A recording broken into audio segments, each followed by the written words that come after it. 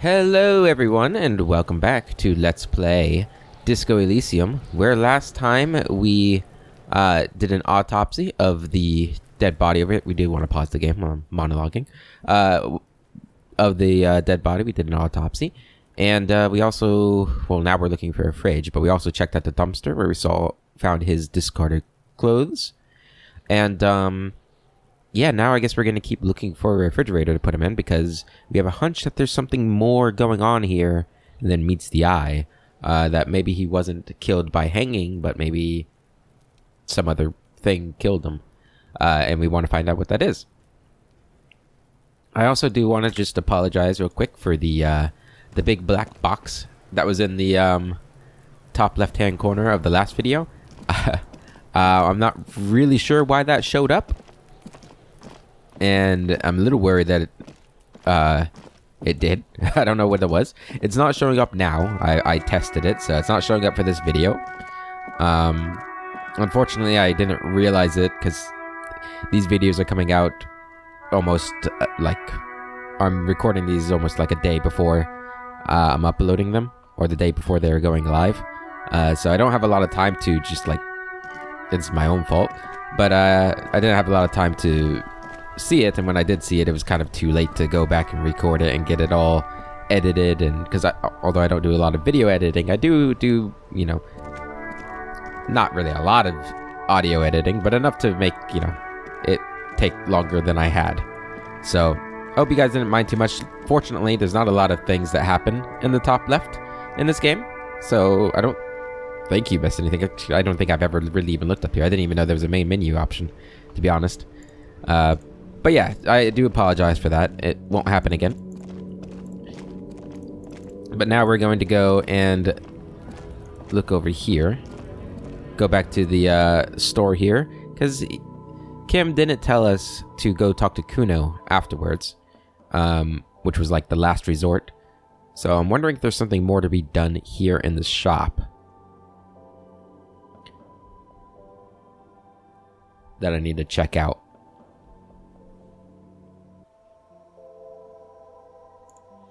So, let me see. I don't see anything. Like, this is the refrigerator we're talking about? Let me just double check here. Is this about the question? Mm-hmm. Right behind you. You're joking, right? Yeah, super funny. Yeah, it is. Okay, no, that's not gonna work. So, our other option is to, oh shit, there's a lot of things that happened last episode. I forgot all about this thing. Not that thing. This thing? Yeah, this is mine, right? Use interact button in inventory to inspect.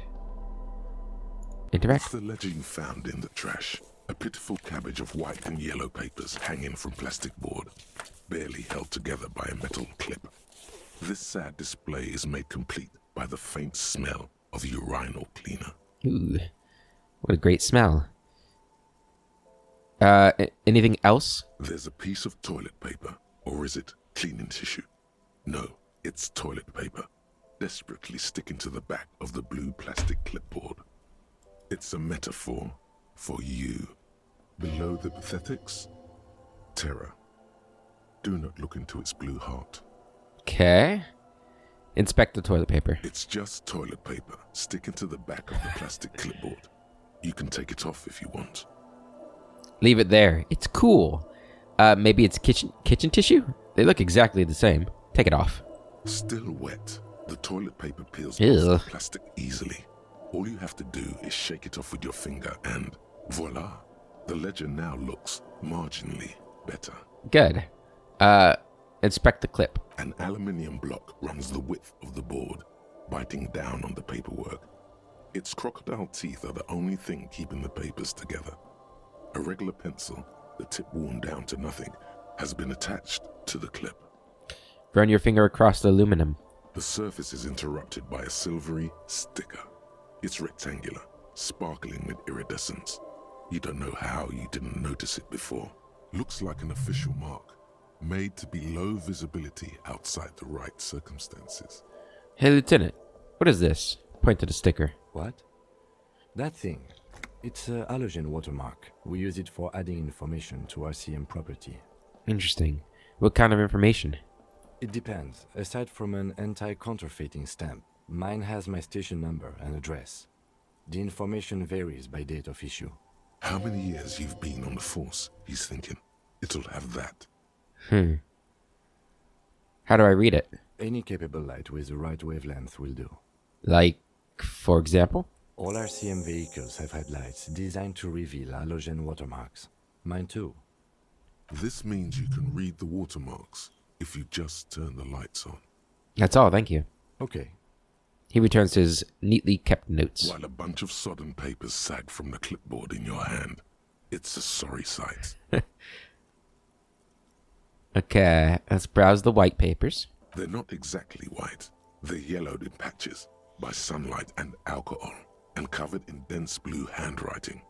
Ink escapes into watercolor patterns, reaching its tendrils across entire pages. The paper itself is checkered with faint red lines forming short paragraphs. Continue. Once in a while, there's a red stamp that exclaims, "Case files commit to paper."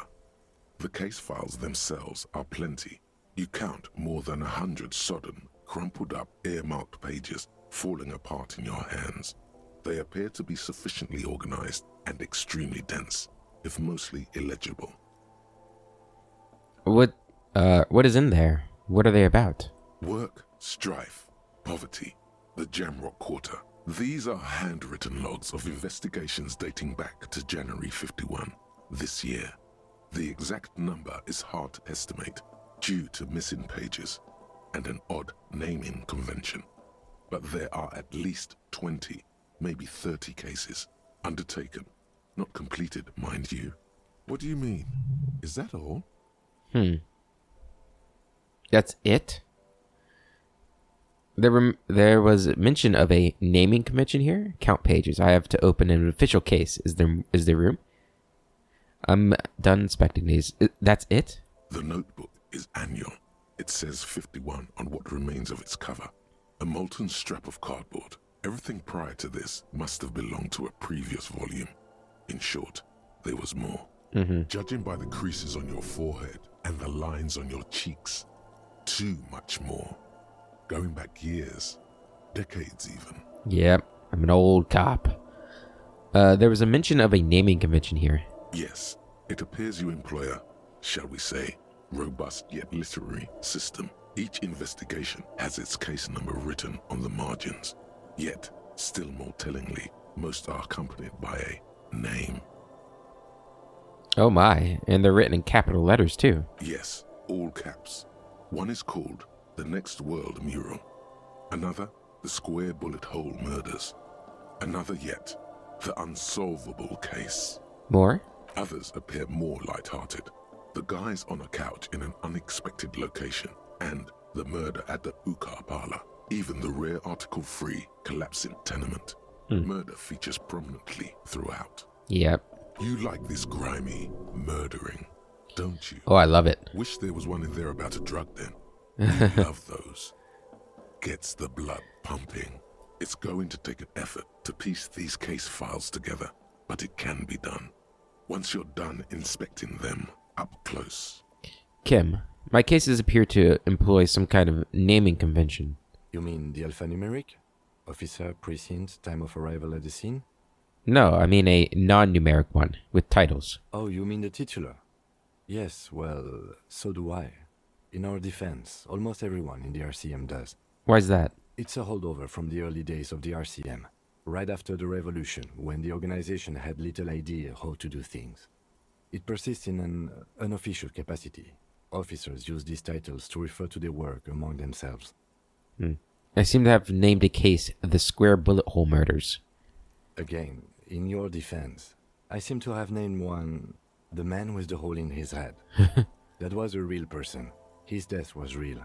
Still, I named it that, to amuse myself. I pray his loved ones never find out. Yeah, what happened to him? Rail spiked through the head. He died. It was a workplace accident. Count the pages. I have to open an official case. Is there room? There is, for precisely one more. 15 pages near the end remain untouched by the damage. The checkered grid forms a structure of passages, breaking the case into subtasks to accomplish. One last case. Commit to paper, using the pen Lena gave you. The tasks you've completed flow out of the kind green ape pen in a brash freehand similar to the rest of the letters. The wording comes easily. It's almost robotically simple, a language developed for mental rigor and simplicity. Inspect the victim's body. Get the body down. Interview the cafeteria manager. Cross out the ones you've already finished. A satisfying slash sounds across the paper. You're done, it seems to say. And you, and you. Hell yeah. You're a swashbuckler with that pen, Harry, and it feels good. Yay, morale. Feels like completion. Things to be done and things already done. The composition of reality. This is an extremely useful tool for a detective of the citizens' militia. Now all that remains is to name the case. Lieutenant, have you by any chance named our case? No, actually. Any ideas? The Hanged Man. The Furies are at home in the mirror. The setting sun. Shit on a stick. The setting sun. Okay. It's a good name, but it has one problem. This case has nothing to do with the setting sun. At all. It has nothing to do with that, so something more concrete, perhaps? Do you have something concrete? Mundane, usual? Usual is boring. We don't do that. We don't do that. The Furies are at home in the mirror. Furies? Yes, well, I don't know. I have to be honest, I'm not experiencing the internal strife that it refers to. And also, could you make it less poetic somehow? Just a normal case name, you know? Think, what would that be? A good normal name? Shit on a stick. Huh. Yes. I have to tell you, officer, I don't appreciate ironic titles. Other officers will have to use this as reference. If it's idiot or cockfinger, they're not going to get it. They're going to think an idiot and a cockfinger were on this case. So, do you have something less funny? The Hanged Man. Great. That's great. That's actually what I was thinking too. The Hanged Man. Good, strong name. We have a very good name for the case now. Yeah, I'm going to I start guess. calling it The Hanged Man. It's good we sorted this out. Alright, I'm done inspecting these. You don't exactly close them, so much as distance yourself from the smelly papers. They're a little further from your nose now. 42% there. Browse the yellow papers. In the back, you see thin, translucent copy of paper.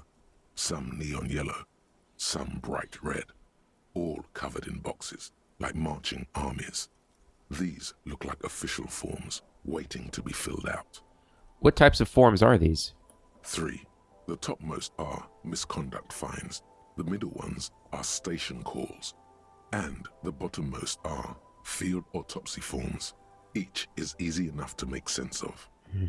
Misconduct fine? A monetary penalization ranging from 20 to 250 real. Severe cases allow for 1,000 real, but that requires special paperwork. The details of issuing these fines are spread out over the rest of the fields. Alright, station call. These are quite sinister in tone. They give a date and time for the person to appear at the specified precinct police station. Below the call are the criminal charges you risk by not appearing. All in a print so small it could be considered downright cute. Field autopsy. A dozen pages of thin copy paper, bright red in color. You see the parameters of a deceased human form waiting to be filled in. Age, sex, condition of internal organs, color of the irises, predation marks, condition of sexual organs. Enough of these. Yes, all that remains now is to fill those forms and hand them to people. Fines for wrongdoers, interview requests for bad guys, and field autopsies to dead guys. The rest of the stinking cellulose is much worse for wear. Being sandwiched between the board and the rest of the paperwork must have spared the fragile copy of paper. Hmm. Browse the case files again. Look at the clipboard. Just look at the clipboard. It's Get this made done. of dark blue plastic, hard enough to beat someone to submission with. Nice. The edges are rounded, however. The U4 size board feels thick and heavy in your hand. Light shimmers on its wet surface. On the back, you see the embossed letters, RCM. What did you say the color was? Blue. Ah. The blue heart. Don't look into it. Shake the ledger. Something rattles inside, ever so lightly. Is there a hidden compartment and something small inside? Light, made of paper or cardboard, or dried flowers perhaps? Peek inside. The plastic shimmers like lapis lazuli, but it is not see-through. You cannot see to its center. How would I open it? With your hands, U4-sized pages hang from the clip screwed to the top of the board.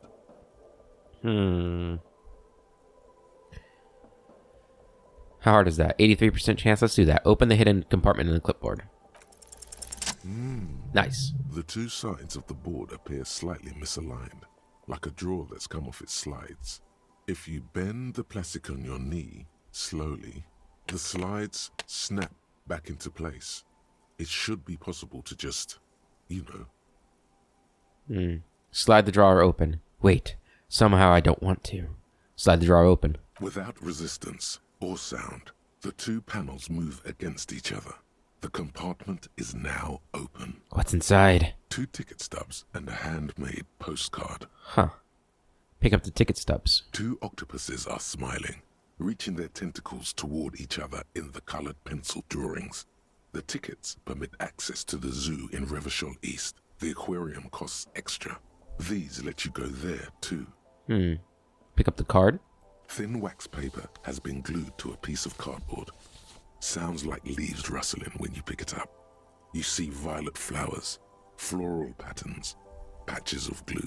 Smell it first. It smells of chewing gum, apricot flavored, a touch of cinnamon, the end of summer. You think the label says tutti frutti. Open it. Familiar handwriting lines the inside of the card. Looped, round letters in a woman's hand. Harry, it begins. You're already reading. I wanted to write you a letter so you can read it when you wake up. Maybe it will make you happy. So her name is Harry. Throw it away, please.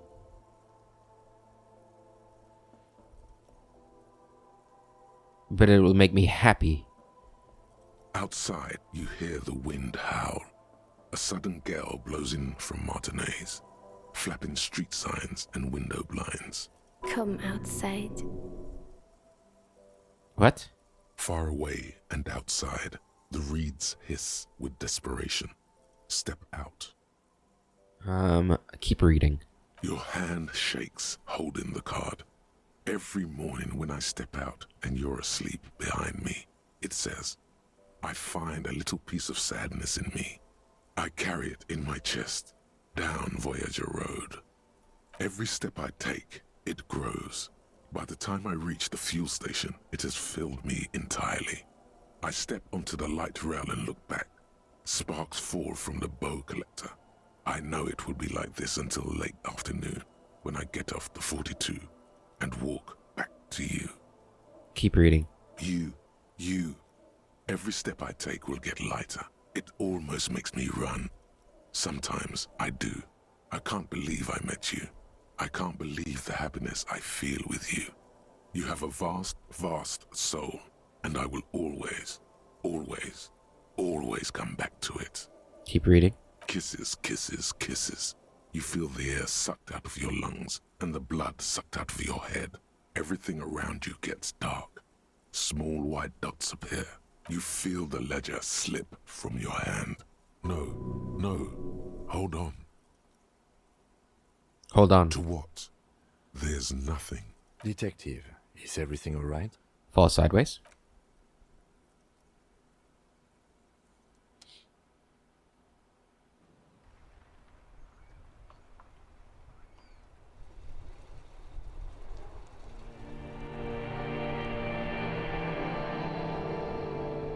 Did I just lose?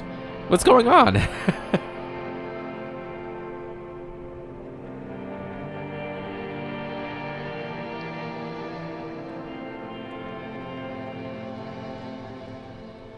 Begin? There is nothing. Again. Nothing? Nothing sad, brother. No treachery. Just blackout. Just lie there, passed out. Well, almost nothing. There is the ground below you. That's still there. And the small light that's on, fluttering, somewhere in the basal ganglia. Who's that? That's me. Blue eyes, that's me. And who was that? Who was what? He speaks of the sickening longing, the unwell emotion. Even in the darkness, he's grasping for it. Still trying to hold on to the great sorrows slipping in the water. Slimy. Yeah, that's the stuff. Here in the paleo-mammalian cortex, we call it the shadow. Because it's always there. Tell him. Tell him. Ah, yes. In the olfactory system, they call it the apricot chewing gum scented one. It's unhealthy of them to linger on it so. But as they say, what do you do? Smelled so nice. It didn't smell nice. It smelled like betrayal. Was that the X something? The... Bloated corpse of the past resurfacing. No, it was beautiful. Beautiful. Believe me, stupid ape, its lack of beauty was not the problem. Where's Voyager Road? There is no Voyager Road. There are no roads, no houses, no lights in the windows. It's all on pause. Enough. Just lie there, motionless. You think they would let you? Until you disintegrate into biomolecules? No. Someone is breathing on your face now, inspecting your pupils, stupid idiot. I'm not coming back. Oh, but you are. They're pouring something on you. Something in you. It's delicious. Glowing lights on a dashboard emerge out of nothingness. Where am I? In the upholstered cabin of Lieutenant Kitsuragi's motor carriage, seated in the driver's basket. The air is thick with leatherworks and heavy fuel oil. Cold water runs down your chin. Drink. Water. The lieutenant is extending a small canister to your mouth. Drink. The water is cold, silvery, the stuff of life itself as it pours down your parched throat. The pounding in your head recedes. The darkness parts. Drink. You haven't drunk water in 2 days. Did you know the human body is not made to survive on alcohol alone? You need a secondary form of hydration. He tilts the canister. Drink. With greedy gulps, you down half a liter of cold water. Some of it spills on the driver's seat. The lieutenant pays no heed to it. What happened? I should ask you the same. I came in contact with the burnt-out ruins of the past, Lieutenant. I was dehydrated. It won't happen again. Fuck it. Start climbing out of the motor car. Yeah, fuck it. Good. He hands you the waterlogged remains of your ledger. You dropped these. Are you okay to proceed? Let's solve this case. It's serious time. Good, yeah. The Ledger of Failure and Hatred is a special item that can be used both as an interactable and a tool equipped in your held slot for skill bonuses. Find it under the Tools tab in your inventory. Okay. Interesting. So we have some sort of love interest that probably betrayed us. Or at least in our minds betrayed us. But judging by our character, we likely drove her to betray us. Or him. I guess it was a woman's writing, though. So this would give us +1 empathy and +1 inland empire, but -2 authority. Do we want -2 authority? Probably not. We have so many quests. Jesus. Make a truce with Kuno.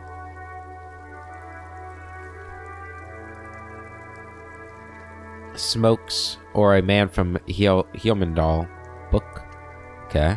Who put the clothes in the trash? Ask Gart. Right. We should probably do that. Send victim's body to processing. Fridge victim's body. Ask around about a fridge.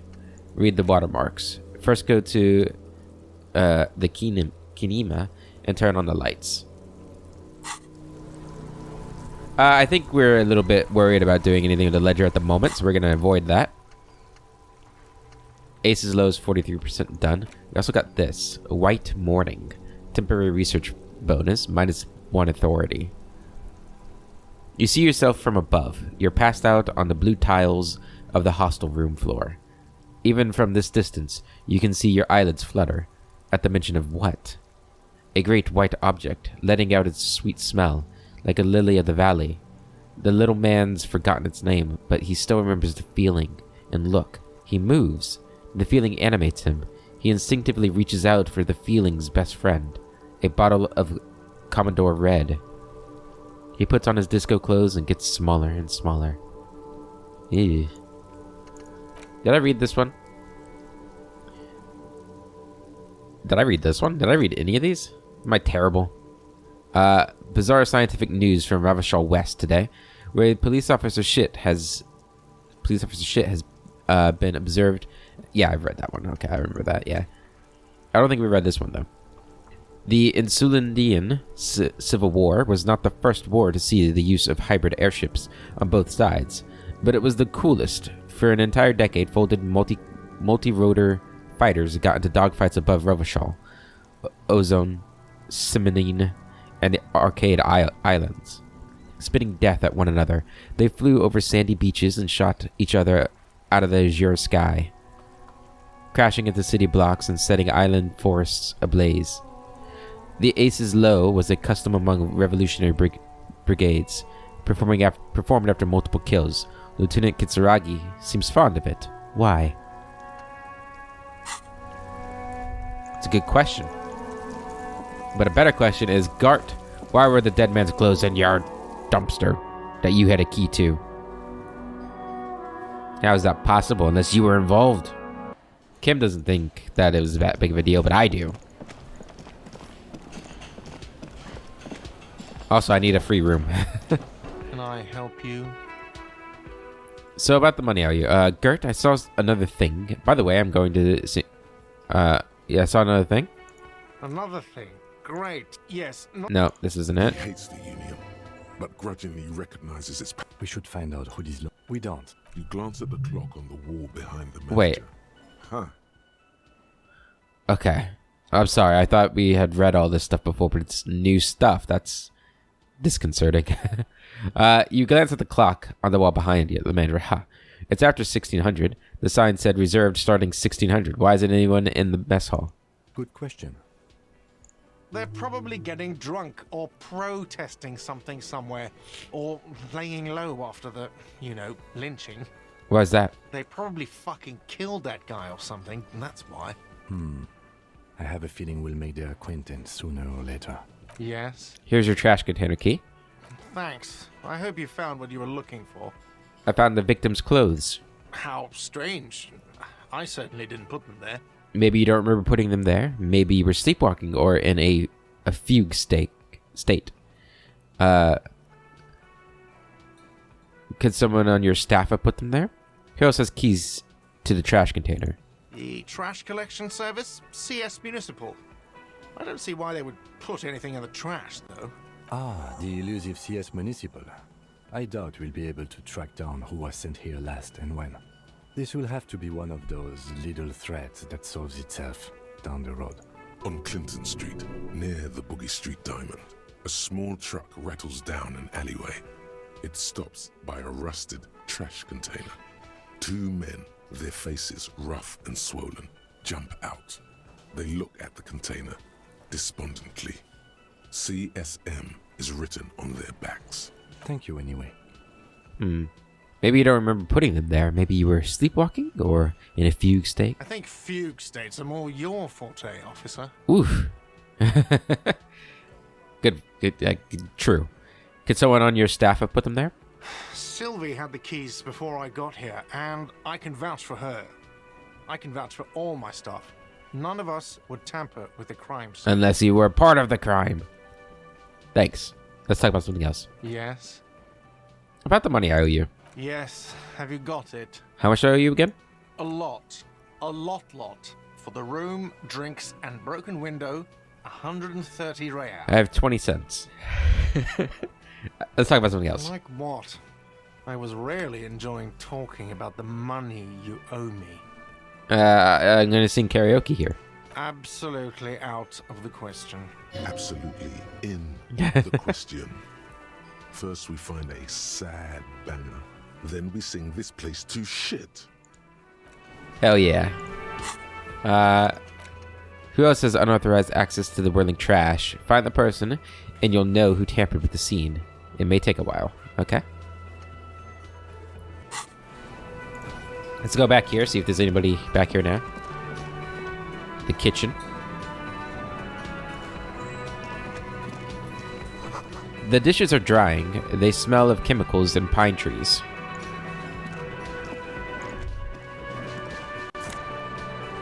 Take some money. Confiscate that. An aroma of spices, alcohol, and tomato hangs in the air. Delicious. A thin man is smoking below an exhaust hood, occasionally sipping from his mug. This must be the Whirling's cook. Hey, buddy. As you step in, he nods toward the table and says something in a completely foreign language. The only words you can make out are Garancy and Kubek. It must be his name. Garancy. Garancy Kubek. Sounds representative. Mr. Kubek, I'm here on official police business. The man puts his cup down and replies something, his left hand drawing arcs in the air. Okay. I need a fridge to store a corpse. The man keeps shaking his head. His eyes seem sad. Then he starts swiping crumbs off the countertop. I don't think he understands, officer. We need to find some other way to make ourselves clear. Wait, what language is he speaking? He's from Grad, a Koiko. With the mention of the word Koiko, the cook starts talking excessively, his hands up in the air again. I need to get the corpse, points to Kim, into the fridge, points to the fridge. I need to put a dead body in the fridge. I know, Kim, I know. Make stabbing motions at the meat on the cutting board. What are you doing? The cook looks at you doing the charade and smiles. And point towards the fridge. The cook says something. It's quite animated, but you still don't understand. Okay. I need to get the corpse, point to Kim, into the fridge. Point to the fridge. Why am I the corpse? He turns his eyes to the cook, who gives you both a big, bright smile. Doesn't matter. I don't think he understood us anyway. He wouldn't be smiling if he did. I need to put a dead body in the fridge. Point to the fridge. Oh, no. Body no fit fridge. Fridge more. What? His eyes light up with understanding, then instantly grow dark again. How do you know? Maybe it's a small body. No. I know. Listen to him. This is a man who clearly knows about bodies and fridges, and bodies fitting into fridges. Okay, we have our answer. It won't fit. We need a bigger fridge. I don't know. I think it could fit in that fridge. You might have to, stuff it in there a bit, but you've got some impressive pots there. Not that I've ever put a body in a fridge before. Maybe I don't know what I'm talking about. You've got some impressive pots there. He smiles and bangs his ladle against each of his pots in turn. Good. I don't think I need anything else. Stay masculine. Okay, where's this lead? You see a heavy steel door with a prominent dimpled lock. It's painted blue. You immediately feel drawn to the color. Blue is for mystery. Touch the door. The cobalt blue surface feels rough to touch. The stainless steel door is flush with its frame on every side. Old cobalt paint, rough on the fingers. 40, 50 years since this was painted, maybe. Try to push on the door. The door does not budge. Wonder where this door leads. You do? It's a door in the back of the kitchen. Why do you care where it leads? The winch, outside, in the backyard. Remember? No. Your fingers do. There was a winch outside on the roof, like that of a small elevator. Well, if there was a winch, I suppose we could look into it. As a side investigation. Yes, a mini side investigation. No, the door is a mega investigation. The door and the investigation will merge into a stereo investigation. If you say so. Gart is the person to ask about this. We really need to get some money. It's getting late in the day. But I guess we'll investigate. Can I help you?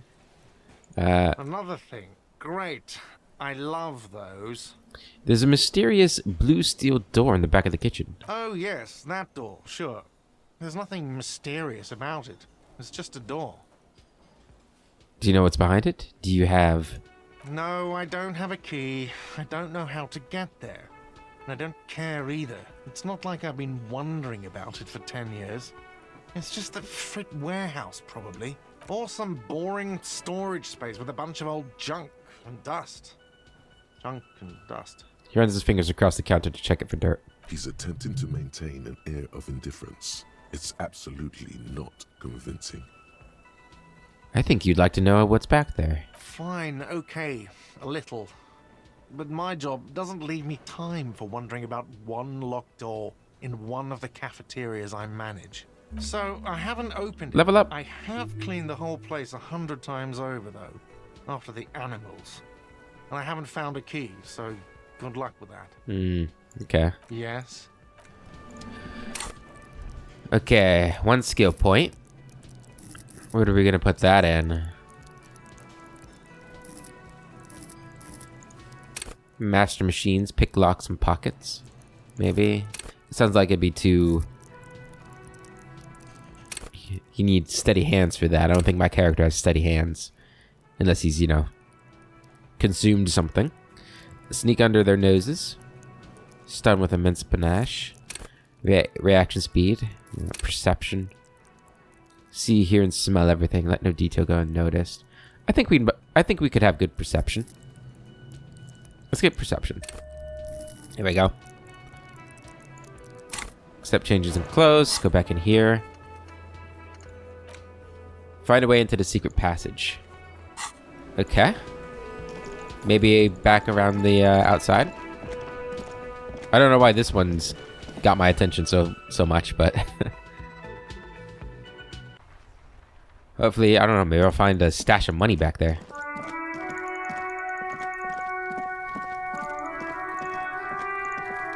Or like a refrigerator if it's a storage place.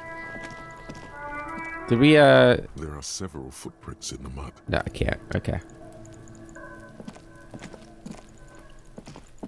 So there's the winch.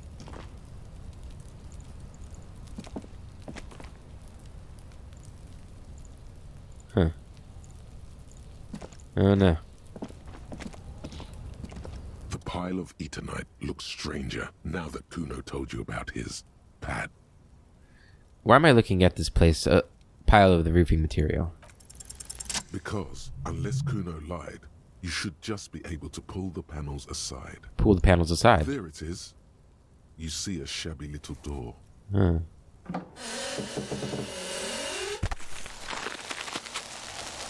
Well, that was loud, wasn't it?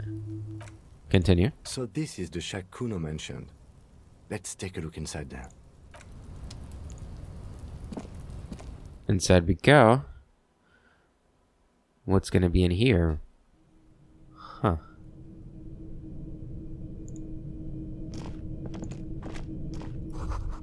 A silver plate with traces of bone yellow powder. Be still, my beating heart. It's amphetamine.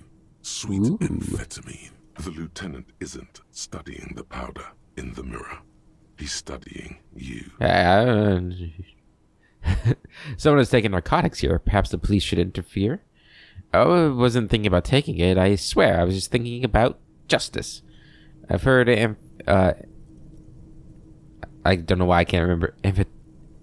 Amphetamines, whatever. Make you a really good detective. Are you a really good detective? No, I'm just a regular detective, thank you very much. I wasn't thinking about taking it, I swear. I was just thinking about justice. Of course, detective. Swift justice. Don't worry, we don't have to investigate every trace of narcotics. The lieutenant points to the ladder in the corner. Yeah, swift, lightning justice. Faster, harder, justicer. See that ladder there? It's probably another way into the industrial harbor, no? A secret path the local kids use. Ah, yeah.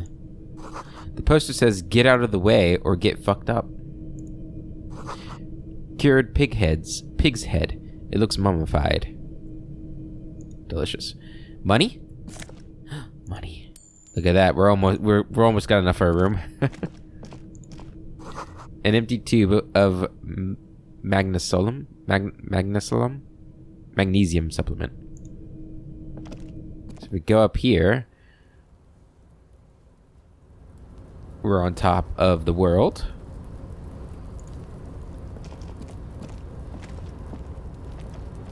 Can I get to that? Where am I going? I don't know. Just keep going now. This doorway is going to collapse soon. Okay. Restoration pillars keep the ruins together.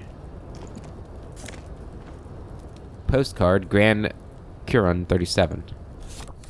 Item gained.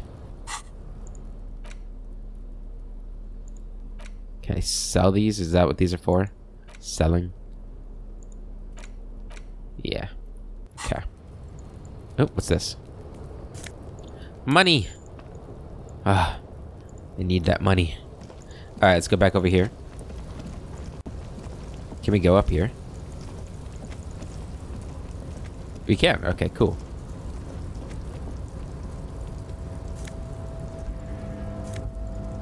Wait. There we go. Okay. Some healing items. We can't get up on top of the Fritz. Got some more money. More money. Can we get down here? No. This is the end of the line here.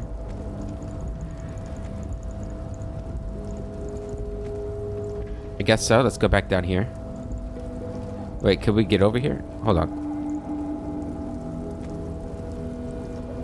It made it seem like it was going there. Looks like someone left his tarpaulin cloak hanging on the railing here. Oh, it's mine. When the wind ruffles the cloak, you can most definitely see a white rectangle on its back. Probably. You son of a gun. It's a cop's cloak. Yes, it's probably yours.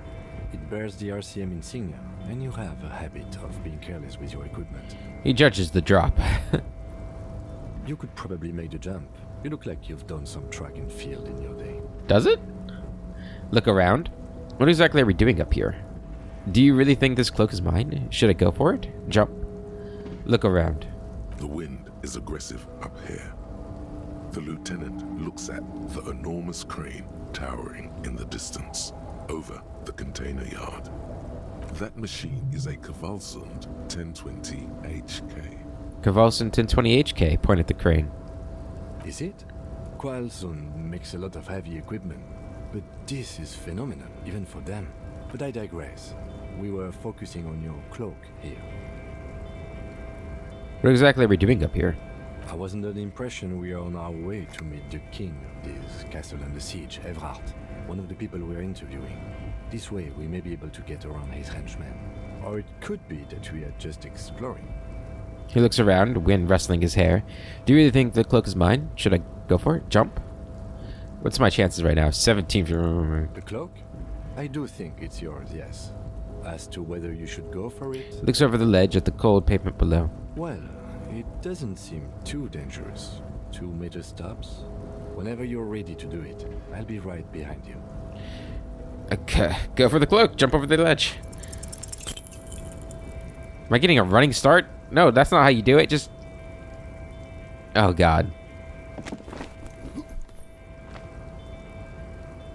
Nope, no. That's still too high. What were you thinking? You're not a gymnast. You're a boxer. And you've climbed way too high up there. That's not what was said. Holy wow, that's high. Doesn't seem dangerous. The lieutenant must be crazy to suggest that. This is certain death. Vertigo almost pushes you over the edge. You could have died there. Shit, shit, shit, shit. I'm failing you. This wasn't part of our deal. Hey, what happened? He looks genuinely worried. I'm alright, Kim. I just can't do it right now. I understand. We can always come back when you are feeling better. It's just a cloak after all. Alright. Let's go back down here.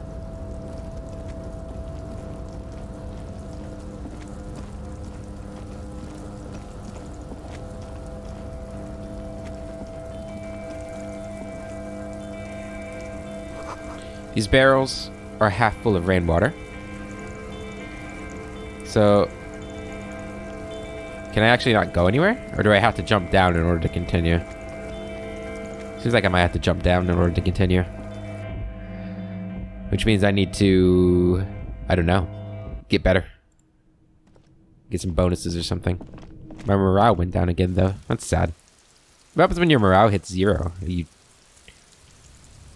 probably don't want to find out, do we? Okay, well. I guess we'll just look around. What do we got here? Maybe check the neighbors, see if they say anything. Old call box with a matrix of push buttons lists all the companies in the East Delta Commerce Center. Wow, that's a lot of options here. Main hall building, eh? An off-key melody starts playing after you ring the doorbell. Then a woman picks up the receiver. Kuno, please stop calling here. Grown-ups don't have time for your stupid games. Sorry, I was just trying random doorbells. I didn't have anything important. This is the police. Please open the door. Oh, I'm sorry, officer. I thought you were... There's a spot of static that overrides her words. But the doorbell is broken, and the bookstore shouldn't even be on the list anymore. So I can't help you. Please don't call here again. Thanks. A single beep indicates that the line has gone dead. Okay. Andrew Orlando Hare, SCA. You ring the doorbell, but no one answers. Just seeing the words Andrew Orlando gets your hackles up. Its very existence is a threat to your masculinity, to say nothing of your hair. Artemitips. Boxing for young athletes in gym. All you hear is static, but no one answers the call. 24H window. You ring the doorbell, but nothing happens. Emma's fashion atelier. Atelier? I don't know. You wait for a minute or two, but all you get from the call box is silence. For Bronze Taxi. No one answers the call. Looks like someone has melted half the plastic off with a lighter. The doorbell doesn't work anymore. Slipstream SCA. You hear static from the intercom speaker. It sounds as if someone has picked up the receiver, but isn't saying anything. You can almost hear them breathe. Hello, is anyone there?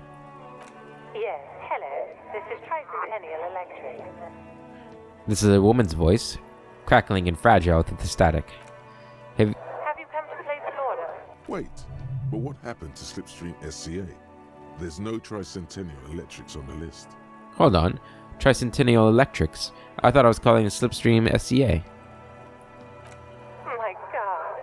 The lieutenant exchanges a look with you. Sorry? It's you. Oh my god.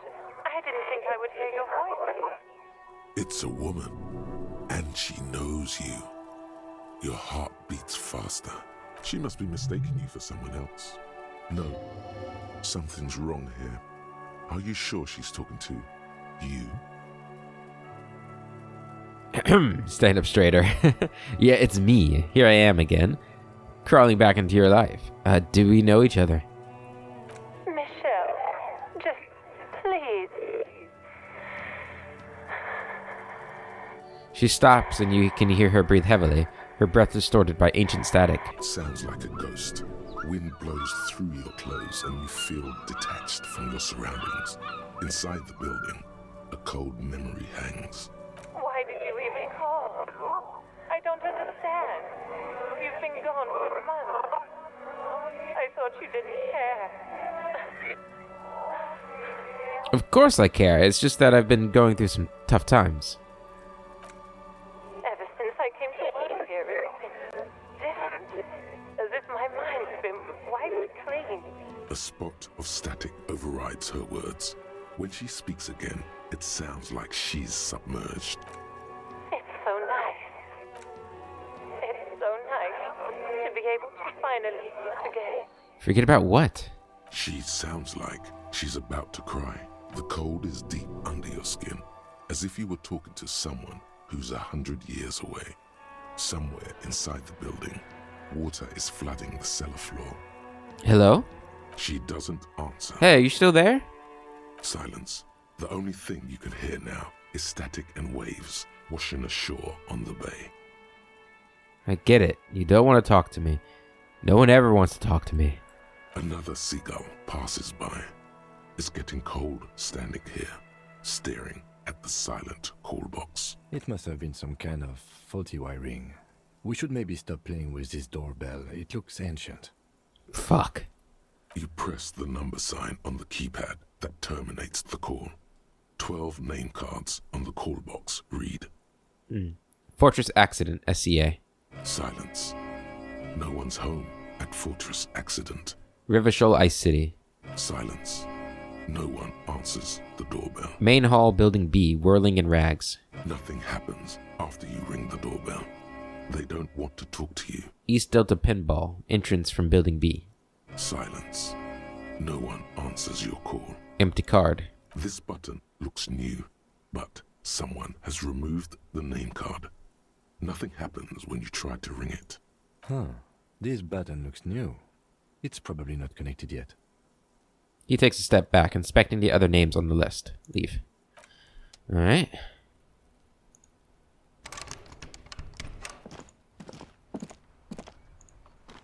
There are bottles inside. You could pick them up if you had a bag. Right. What's this? This Post Lavantorie mail collection box has been heavily vandalized with graffito. A closer inspection reveals 2 bullet holes in the front. A faint sticker on the side reads, RCM Emergencies Desk number 8102, with a slogan, Mankind, be vigilant. Good mail delivery box. Pat the box. Oh, who's a good mailbox? The box seems happy. Good. Shit pig, fucked by the coon, and St. G with a crown have been scribbled on it. Jenny is a whore, and best set mailbox also. A few mailbox. Been there. Post L'Aventure. Mail collection box. Been there. Yeah, I've been there, man. The mail collection box seems cathartic, thankful even. So do you. You shudder. Then you swallow. And then suddenly, you see it. Over all the other graffitos, someone has, using the tip of a very sharp knife, cut the words, River Shoal forever. Alright, got some more morale back. That's good. Hello? Hello, sir. Step right in. The store is open.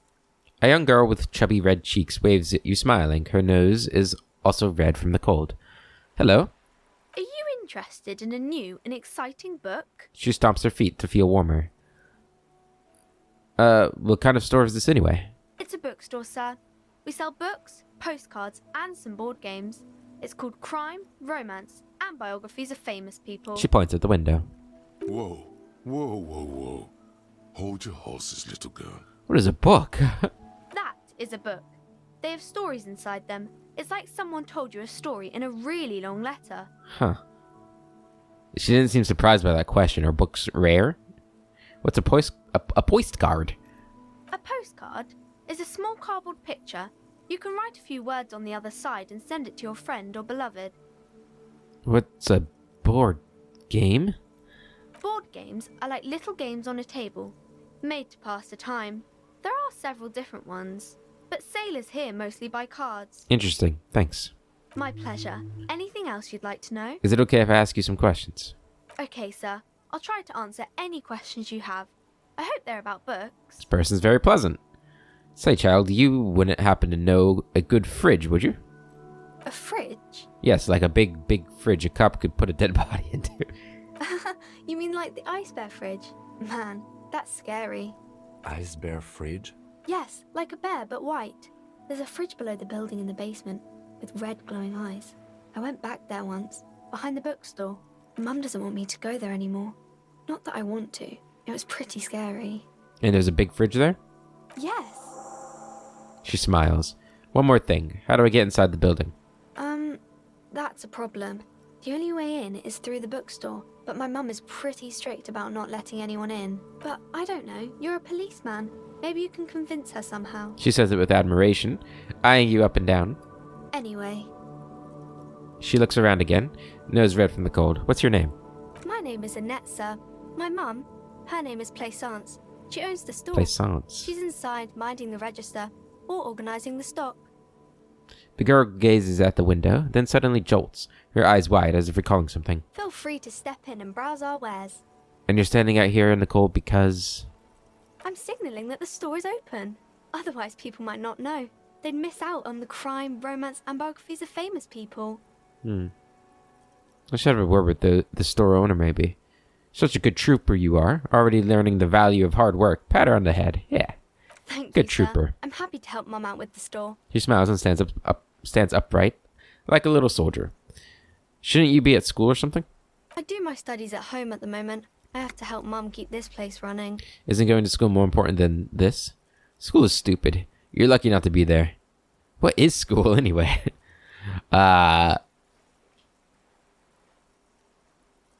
Isn't going to school more important than this? Mum says it's necessary to do both because it builds character. Mum says a proper worker is dutiful. That's how you get ahead in life. You succeed. There is stress and unease behind these words. She's reciting etiquette. How's the business going? Mum says it's peachy. She was a little afraid at first. There's talk about this house being cursed. Behind her, the window has been boarded up. You sense the boards creaking, twisting for a second, and some kind of doubt in her tense shoulders. Cursed in what way? Cursed in the way that makes them say that no business has ever really thrived here, sir. That they all go... Ass up. I wouldn't really say it like that, but I guess so. She blushes. I don't think curses are real. This sounds rather serious. I should probably look into this. Narrow your eyes and look through the creaking boards on the window. We can go into the bookstore and ask about the case. But I don't see much more to look into here. The lieutenant makes a note in his notebook. Yes, please do look at our wares inside. The postcards and board games you asked about are also there, sir. What do you know about the other failed businesses? Nothing really, sir. Mum doesn't allow me to sneak around in the back rooms or the cellar. I don't really know what's there. How does this curse manifest itself? It does not manifest itself in any way. It does not exist. I liked it better when we were talking about whether it's appropriate to stand out in the freezing weather. But Kim, the plasmic manifestations. No such thing. The lieutenant stands at your side, stern and serious. Anything else you wanted to talk about, sir? Enough about the curse for now. Maybe I can tell you about some of our books instead. Annette looks at your shaved, prickly chin. It distinctly contrasts with the oily mutton chops that surround it. Yes, it does. What is this crime business? Crime fiction is about murders or burglaries or things like that, and the work of a policeman or a private detective who's trying to solve a crime and catch the criminals. Why would anyone want to read about crimes? It's exciting to people, I guess.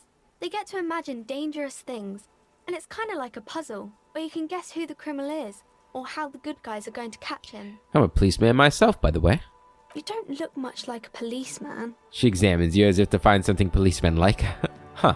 Well, what does a cop look like then? Didn't mean to offend, sir. Sorry, sir. It's just that you don't look like Dick Mullen. She points to a book cover, on which you see a strapping Vespertine officer. Or Vespertine?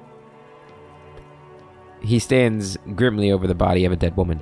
It used to be exactly like that Mullen guy. Then I decided to live a little. You know, nobody actually looks like the guy in the picture. That's just a stupid fantasy of a man.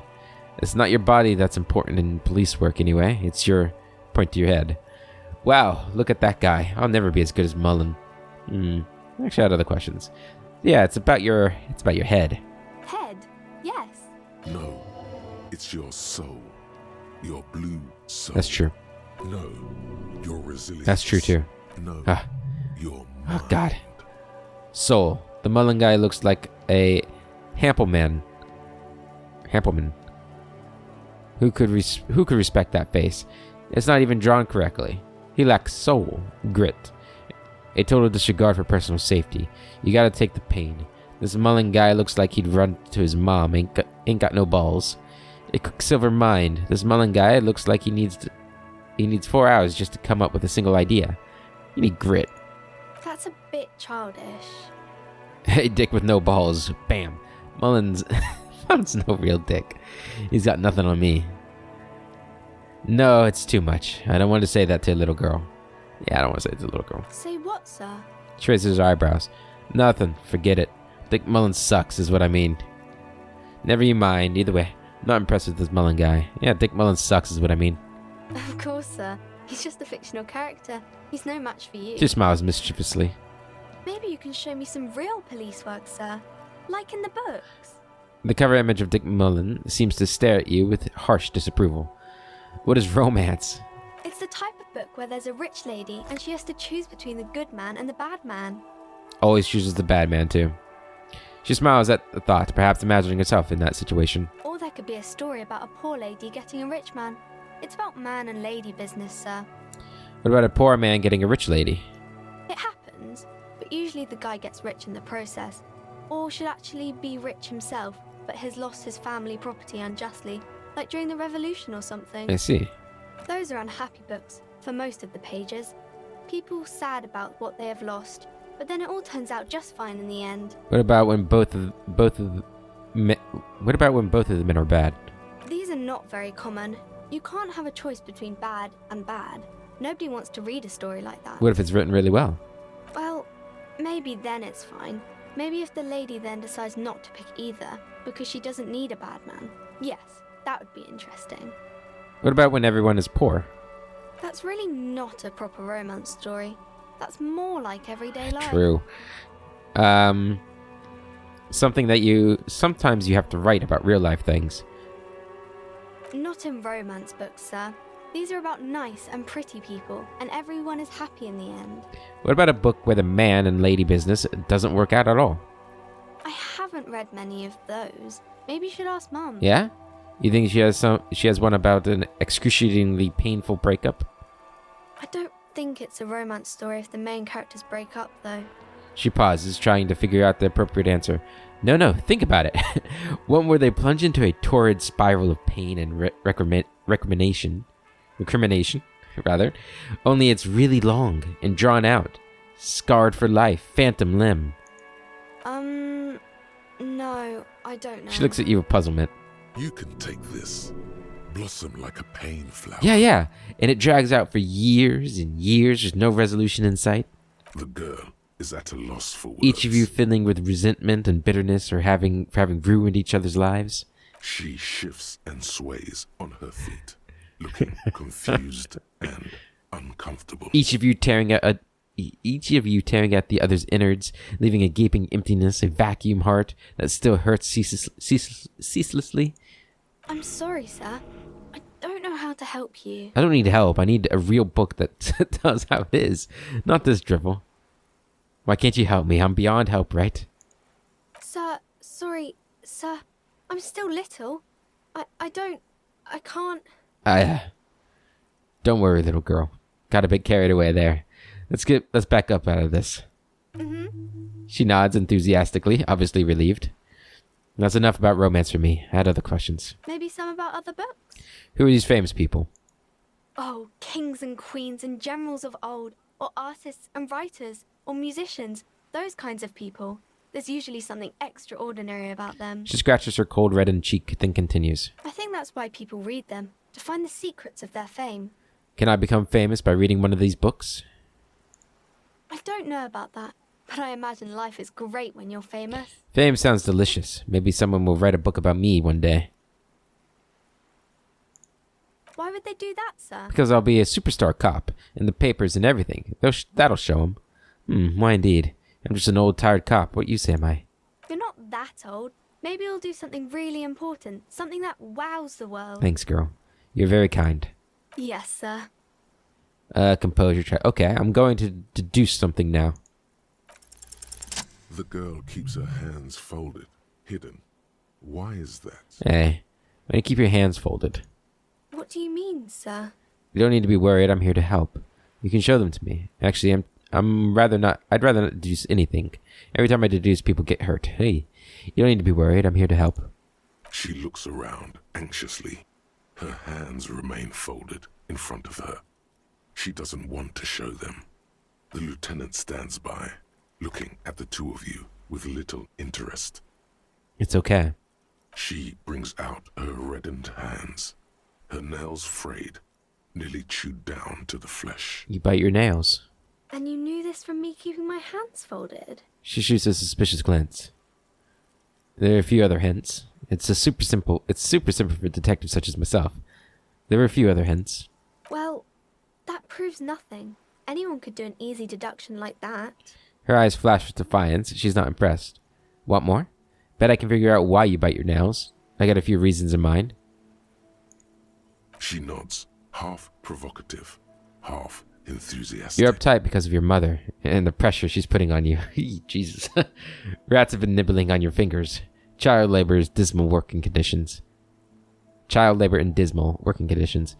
on nails, it means you're recycling your body material. It's an intense dedication of the way of business. There are no riches without personal sacrifices. You're uptight because of your mother and the pressure she's putting on you. Maybe so, sir. Okay, I know it's a bad habit, and I shouldn't. Either way, another ace deduction by the #1 detective in town. I hope this entertained you. It was okay, sir. She's still got a rebellious streak. There's more that can be achieved here. Ask her to do the same. Fine. You think so? Do better. Deduce something about me. You're quite sober. She snaps, but back quickly. The lieutenant does not flinch at the comment. He does not flinch even a single bit. He is intensely not flinching. It takes effort. Wait. How do you know I'm usually not? Yeah, about that. Maybe you could point me towards some booze. I'm having a grand time. I'm also sad and my head hurts. I'm sorry, sir. I hope things get better soon. She looks you in the eye, a gleam of sympathy on her face. There she stands, swaying on her feet, assaulted by the early spring breeze. She smiles at you. The whole situation suddenly feels familiar, somehow. Let's try it. What are you missing here? Why does this feel familiar? Yes! Because you know each other. She's been talking to you so openly because you've talked before. Hang on. So you know me. We've met before. Yes, I stand in this spot all the time. She sways back and forth on her feet. You've been running around all week without your shirt on, sir. Apologizing to everyone. I don't really understand what you've done wrong. Did I ever talk to you? Of course, you've stopped by a few times. You certainly look better than the last time I saw you. What do you mean better? I look like shit. Yeah, but you don't have party eyes anymore. Party eyes. Yes, of course. That makes The sense. lieutenant slowly, ever so slowly, realizes something. I'm not surprised children have seen you running around with party eyes on, he thinks. Not at all. Party eyes? You know, like a cat in the dark, all big and wide-eyed. It certainly looks odd on a man. The swiveling eyes of a loony drug addict. That is what she meant. You were probably gurning too. Fuck yeah. You should get some party eyes right now. Snap those sequins on you, boy. Does that mean I've been taking narcotics? This girl doesn't know what she's talking about. Forget about this. Oh, baby, that's not what you have to worry about. Worry about the important thing. So, why didn't you tell me you knew me to begin with? I didn't know I had to do that. She looks puzzled. I don't really like this detective deduction game anymore. Thanks, I've learned something about myself today. I'm glad I could help you, sir. Okay. See you around, Annette. Alright. Cool. Man, these conversations can take a long time. I am enjoying them, though. But, looks like that's going to be it for today's episode. It got a little bit long there. That conversation took longer than expected. But, the next one, we will check out the store. I feel like... Am I going really slowly through this game? Feels like I am, but it's been a blast so far. Yeah, go into the store, hopefully find a fridge. I don't know where I'm going to sleep tonight.